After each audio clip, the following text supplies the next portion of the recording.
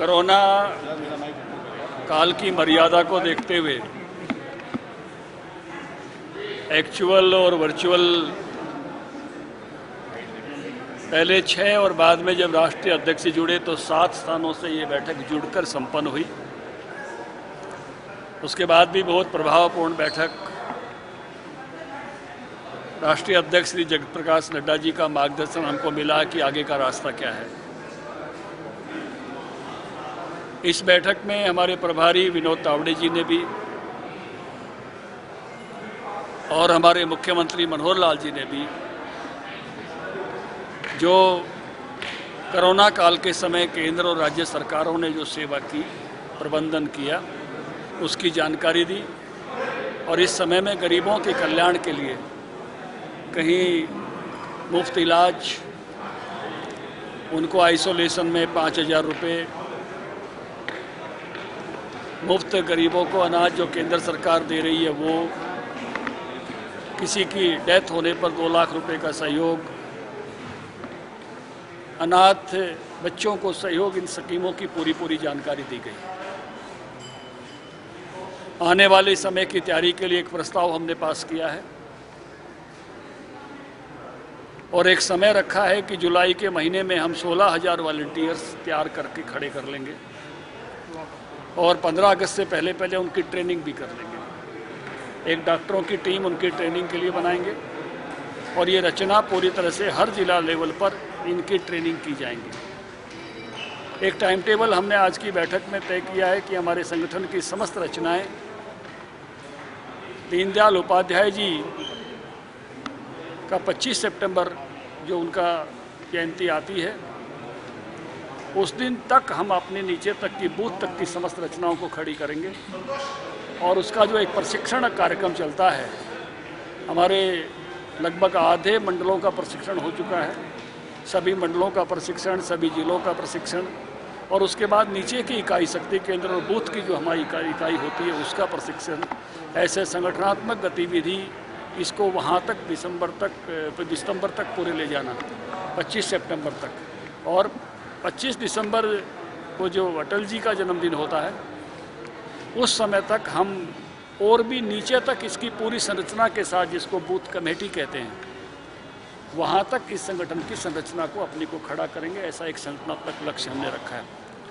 सरकार की जो नीतियाँ हैं, खास करके गरीब कल्याण की, किसान कल्याण की, वाटर मैनेजमेंट को लेकर, जो समाज के बड़े व्याप को प्रभावित करती हैं, ऐसे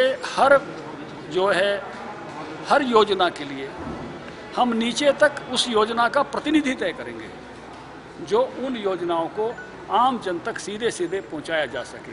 यानी हमारे ज़िले में भी कोई कार्यकर्ता हो तो जो बता सके कि मेरे पानी मेरा विरासत क्या है और उसका लाभ कैसे मिल सकता है। नीचे तक कोई भी इस प्रकार की योजना, मान लो कोई कन्यादान योजना में कठिनाई आ रही है तो उसको बताने वाला प्रतिनिधि चाहिए। कोई मकान निर्माण की योजना 1,80,000 रुपये की, तो उसको बताने वाला प्रतिनिधि चाहिए। निचली इकाई तक इस प्रकार के प्रतिनिधि हमने खड़े करने हैं जो सरकार की एक योजना को बताने वाला, हमारा कार्यकर्ता नीचे तक पहुंचाने वाला, उस प्रकार से जो है कार्यकर्ताओं की एक ऐसी श्रृंखला खड़ी करेंगे जिससे सरकार की, केंद्र सरकार की, राज्य सरकार की लोक कल्याण की योजनाओं को आम जन तक पहुंचाने और उसका लाभ दिलवाने का वो माध्यम बने। तो ये एक लक्ष्य हमने अपनी जिसका आह्वान किया गया राष्ट्रीय अध्यक्ष जी के माध्यम से भी और मुख्यमंत्री जी के माध्यम से भी एक आह्वान हमने लिया है। ऐसी जो बड़ी आबादी को प्रभावित करने वाली जो योजनाएं हैं, पॉलिसीज हैं, उनके इंचार्ज नीचे तक हम बनाएंगे जिससे उनका लाभ आम लोगों तक पहुंचाने के लिए वो पुल का काम करें, माध्यम का काम करें, उनके लिए चीज़ें सरल हो जाएं। संकट जी, क्या सरकार को 2 साल पूरे होने वाले हैं आपकी, संगठन और सरकार के बीच जो आपसी समन्वय है उसको लेकर भी कोई चर्चा हुई है या कुछ दिशा निर्देश राष्ट्रीय अध्यक्ष की तरफ से दिए गए हैं कि सरकार और संगठन के बीच जो तालमेल है उसको और बढ़ाया जाए? कई बार कुछ शिकायतें रहती हैं विधायकों की भी, पदाधिकारियों की भी या कार्यकर्ताओं की। मेरे ख्याल से सरकार और संगठन के बीच में जितनी बैठकें यहाँ हम मिलकर करते हैं, कल भी हम 3-4 घंटे तक एक छोटी टोली के रूप में मुख्यमंत्री जी के साथ बैठे और आज भी आपने देखा कि दिन भर मुख्यमंत्री जी संगठन के कार्यकर्ताओं के साथ बैठे हैं।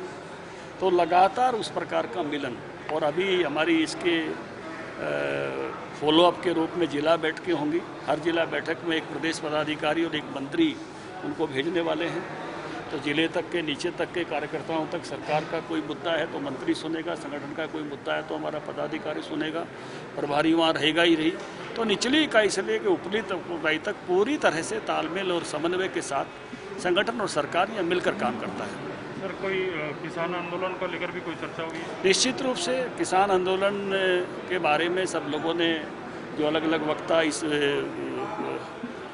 कार्यकारिणी में राव इंद्रजीत सिंह जी बोले हैं, रामविलास शर्मा जी बोले हैं, इसमें कृष्णपाल गुर्जर जी बोले हैं, कंवरपाल जी बोले हैं, रतनलाल कटारिया जी बोले हैं, हमारे अनेक वरिष्ठ नेताओं ने, संजय भाटिया बोले हैं, तो अनेक वरिष्ठ नेताओं ने इसको संबोधित किया है।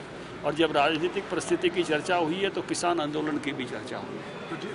और नहीं, उसमें से लबोलाभ यही है कि आंदोलन जिस प्रकार के अंदेशे पे चलाया जा रहा है, संदेशा बिल्कुल उसके विपरीत और मजबूत है। खरीद हो रही है, 16,000 करोड़ रुपए डायरेक्ट किसानों के खाते में गए हैं, 85 लाख मीट्रिक टन की खरीद हुई है। जिस प्रकार से यहाँ फसल बीमा का लाभ 3900 करोड़ रुपया किसानों के खातों में जा चुका है। पंजाब के लोग फसल बीमा को तरस रहे हैं।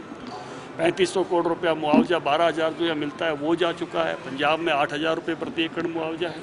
गन्ने का भाव यहाँ 350, वहाँ 320। ये जो विभेद मूलक आंदोलन है, ये सिलेक्टिव जो आंदोलन है, जो राजस्थान में बाजरे के लिए नहीं होता, पंजाब में गन्ने के भाव के लिए नहीं होता, कंपनसेशन के लिए नहीं होता, ये सिलेक्टिव आंदोलन वास्तव में एक पॉलिटिकल आंदोलन के रूप में अब खड़ा है।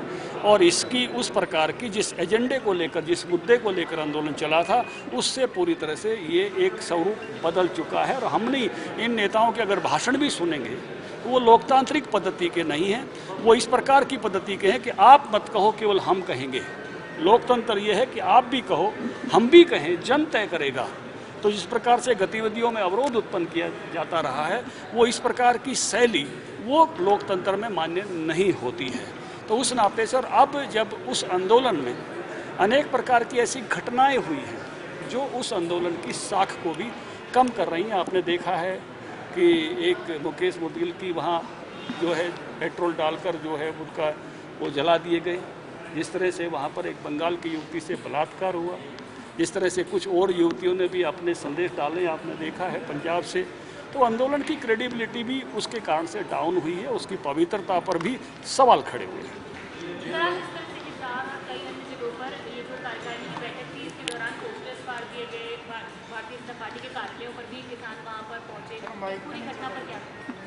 बैठक बहुत अच्छे वातावरण में सभी स्थानों पर निर्बाध रूप से चली है और आगे भी सभी बैठकें, जैसे मैंने पहले कहा, योग का कार्यक्रम भी हमारा 1800 स्थानों पर योग हुआ है। और ऐसे पार्टी की सभी गतिविधियां ऐसे ही, मतलब यथारूप में जो हमने तय किया है उसी रूप में सब गतिविधियां चलेंगी। कल जो संगोष्ठी हो रही है आप कहाँ होंगे? कल मैं संगोष्ठियों का हमारा कार्यक्रम बना है, जो भी पार्टी ने जिम्मेवारी तय की है, मैं भी उस स्थान पर पहुँचूँगा।